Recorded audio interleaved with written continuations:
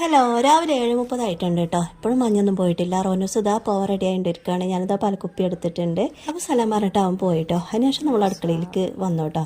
അപ്പോൾ നമ്മൾ ഉമ്മ കൊണ്ടുവന്ന പെപ്പർ പൗഡർ അന്ന് അഴിച്ചിട്ടിട്ടുണ്ടായിരുന്നില്ല കേട്ടോ. അത് അഴിച്ചിടുകയാണ്. കുറച്ച് കുരുമുളക് നമ്മളെ വീട്ടിലുണ്ടായതാട്ടോ. അതുമ്മ ഫ്രഷായിട്ട് പൊടിച്ചിട്ട് കൊണ്ടുവന്നതാണ്. നല്ല തരിയോട് കൂടെ പൊടിച്ചെടുത്തിട്ടുണ്ട് കേട്ടോ.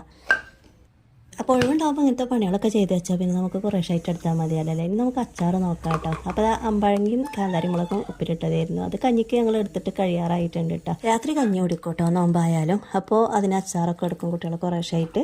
പിന്നെ നമ്മളൊന്ന് ഇസ്റ്റും കലക്കപ്പാണ് ഉണ്ടാക്കാൻ പോണത്. അപ്പോൾ ഇസ്റ്റു രാവിലെ തന്നെ റെഡിയാക്കി വെച്ചിട്ട് തേങ്ങ അരച്ച് വെച്ചത് രാത്രി കേട്ടോ. പിന്നെ വൈകുന്നേരം അതാ കലക്കപ്പം ചുട്ടെടുക്കുകയാണ്.